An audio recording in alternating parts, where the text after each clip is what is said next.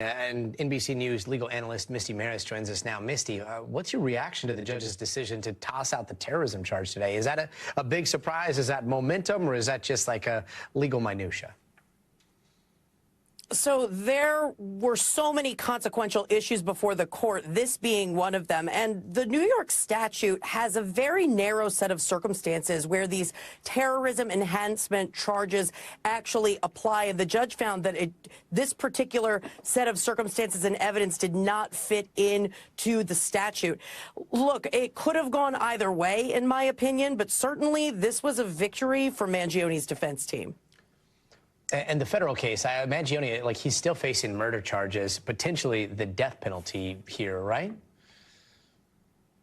Yes, so the death penalty is still on the table in the federal case. And Gotti, keep an eye out, because by the end of the week, the defense team will be putting in an opposition to the Department of Justice seeking the death penalty. They're looking to have the death penalty off the table by the time the federal case goes to trial. Now, that will be decided by a federal judge in a different court. So the defense team really taking all avenues to try and reduce the potential penalties here for Luigi Mangione.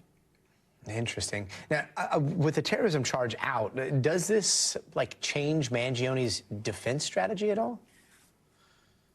It's definitely going to shape the defense strategy. Keep in mind, with the terrorism charges gone, the penalty is a bit different. So with those terrorism charges, the penalty was life without the possibility of parole, a mandatory sentence.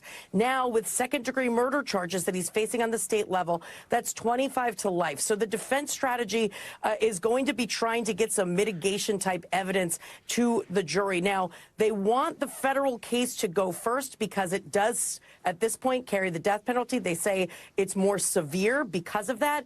And they say that the defense they may have to levy at the state level could impact that federal trial. So, of course, they're looking at it globally from a defense perspective. But these are two different courts, two different cases, two different legal theories. So they'll both play out independently. Misty Marris, appreciate your analysis. Thank you.